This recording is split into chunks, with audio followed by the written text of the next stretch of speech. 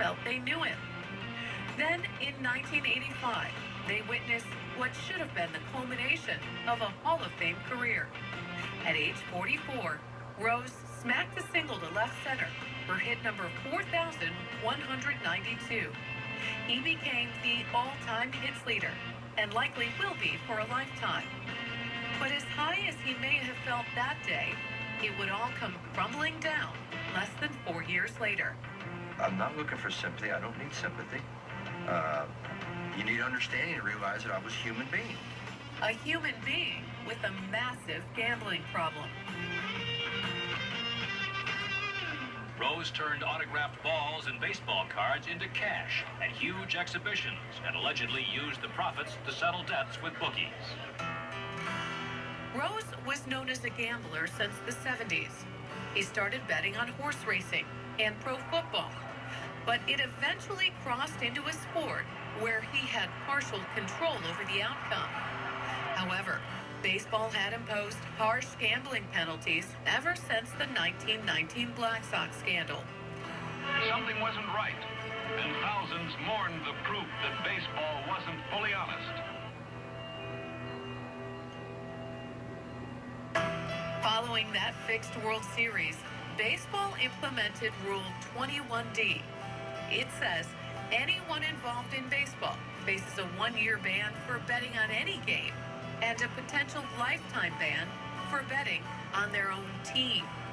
He bet on the Reds every time that I can remember. Rose knew the risks, and in 1989, rumors landed on the desk of new Commissioner Bart Giamatti. We always said that the investigation was ongoing, but I've never commented on it, and I'm not going to start now. But Rose was in deep trouble with the wrong people.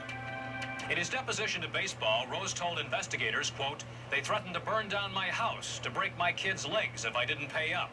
Threats that come as no surprise to organized crime experts. If you're a gambler and you run up large debts, the people to whom you owe the money, and ultimately their organized crime figures, they're going to look to get paid. For 4 months during the 1989 season in which Rose was managing the Reds, Major League Baseball put together its case. League investigators talked with dozens of witnesses and even got a hold of taped conversations of business partners talking about Rose's debts. Did you ever get settled up with Pete? About what? The money? We're working it out, you know. Did you ever? He still owes me about 12 grand.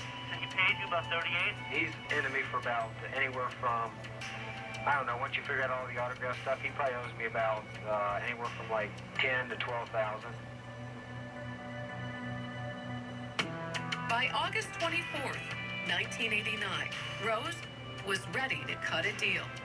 The easiest part of my day during that 4-month investigation was the game, because I was there in an arena that I loved, around players I loved, playing a game that I loved, and everybody else was up in the press box. Cincinnati's Pete Rose, baseball's all-time hit leader, a man who holds 19 major league records, is out of the game today. Rose, who so symbolized the work ethic ball player that he was called Charlie Hustle, finally ended months of legal battling that cast a shadow on the season. The banishment for life of Pete Rose from baseball is the sad end of a sorry episode. I've made some mistakes, and I think I'm being punished for those mistakes. However, the settlement is fair. The settlement included a lifetime ban with a chance at reinstatement in a year. Rose didn't have to admit to betting on baseball. And the only thing I can tell the fans is that I did not bet on baseball. Even if the commissioner and everyone knew, that's exactly what he did. One of the game's greatest players has engaged in a variety of acts which have stained the game, and he must now live with the consequences of those acts. Rose kept denying he bet on baseball until writing a book about it in the 2000s. He signed autographs and memorabilia around the country to make a living for decades. To many, Rose is still a baseball hero, but one whose face will never sit alongside the other greats at the Hall of Fame in Cooperstown. I believe Pete Rose is a Hall of Famer. still be judged as a Hall of Famer? A lot of Hall of Famers, while at Cooperstown,